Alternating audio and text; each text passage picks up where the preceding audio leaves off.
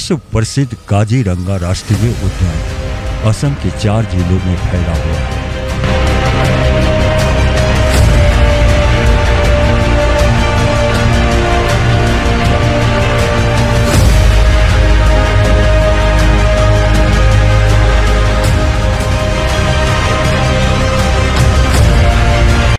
उत्तर पूर्व की विराट ब्रह्मपुत्र नदी इसी उद्यान के पास बहती है। झुरमुट से भरे विशालकाय पेड़ और घने जंगलों से यह सफर शुरू होता है। सबसे बड़ी बात यह है कि पशु पक्षियों के इस आशियाने में सैर करने के लिए कई बातों पर ध्यान देना होगा, तभी आप जानवरों को बेहद करीब से दीदार कर सकते हैं।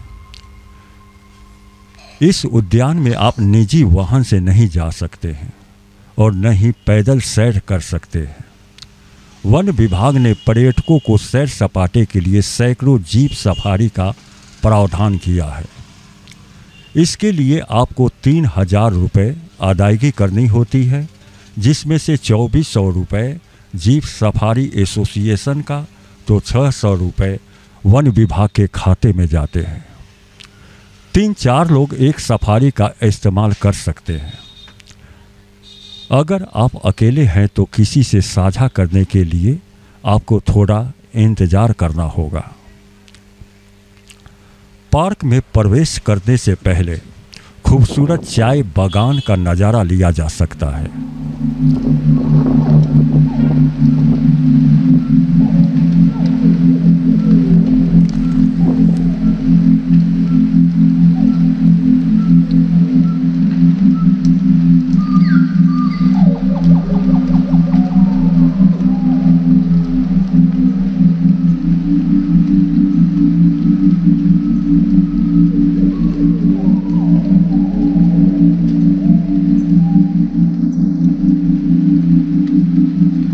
सैकड़ों किलोमीटर में फैले काजीरंगा उद्यान में प्रवेश करते ही यहाँ की प्राकृतिक सौंदर्य को देखकर पर्यटक रोमांचित हो उठते हैं।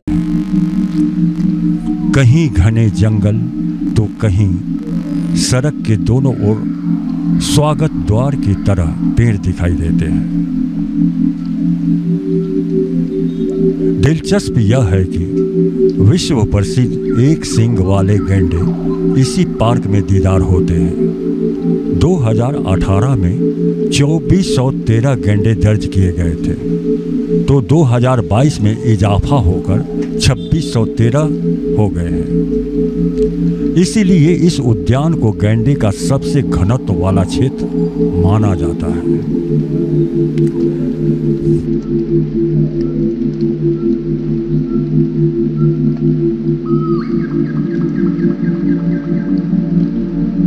यह अतिशयोक्ति नहीं है कि यह उद्यान मनुष्य को पशु पक्षियों से जोड़ता है और प्रकृति को बेहद करीब से समझने की प्रेरणा देता है।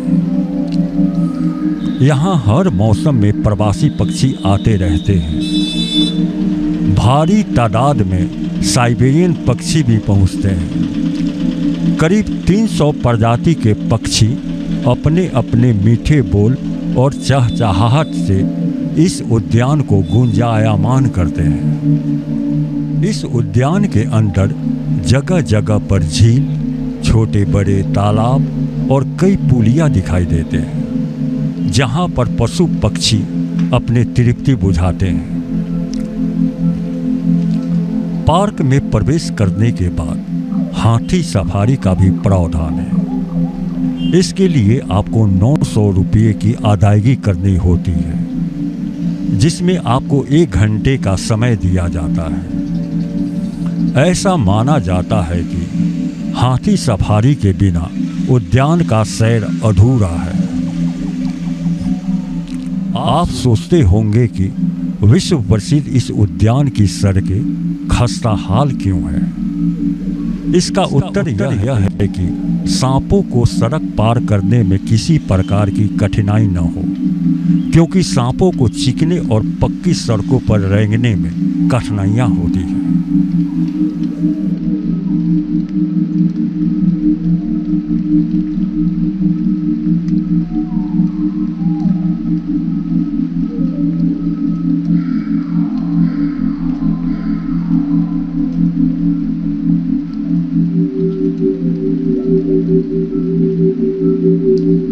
यहाँ जगह जगह ऊंचे ऊंचे टावर बनाए गए हैं जिस पर चढ़कर आप प्राकृतिक सौंदर्य का नज़ारा ले सकते हैं और प्यासे पशु पक्षियों को प्यास बुझाते देख सकते हैं।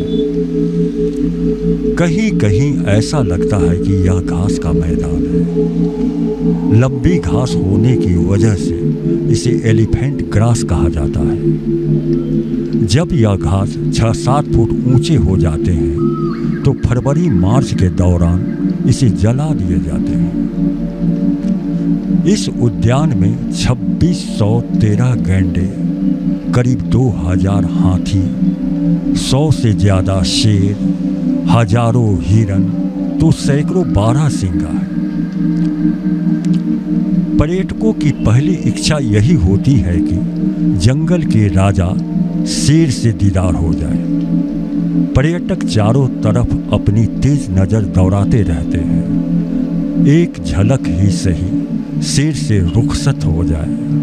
लेकिन इतने कम समय में उनको निराशा ही हाथ लगती है।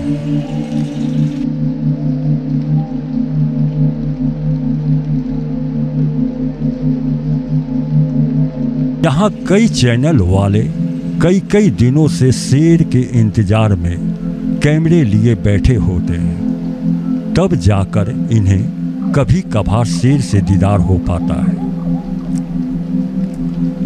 जब बरसात के मौसम में ब्रह्मपुत्र उफान पर होती है तो इस उद्यान में सुखद और दुखद दास्तान शुरू होती है। इस उद्यान का करीब 90% इलाका जलमग्न हो जाता है। यहाँ कई जगहों पर हाईलैंड बनाए गए हैं जहाँ पर जानवर शरण लेते हैं या पास की कार्बियोलोन की पहाड़ियों में पलायन कर जाते हैं, जहाँ जानवरों के अंगों के सौदागरों का मकसद गैंडे को मारकर और उनके सींग को बाजारों में बेचकर लाखों रुपया कमाना होता है। बाढ़ जंगल में मरे जानवरों के कंकालों को अपने साथ ले जाती है और जंगल को सफाई भी कर देती है। भैंस, गैंडे और हिरन को नए घास मिल जाते हैं। सूखे पड़े झील, तालाब और पुलिया पानी से लबालब हो जाते हैं। यहाँ ऐसा महसूस होता है कि प्रदूषण और शोर शराबा से दूर प्रकृति की गोद में आकर बैठ गए हों, जहाँ सुकून है और भीतर एक नई ऊर्जा का आभास हो रहा हो।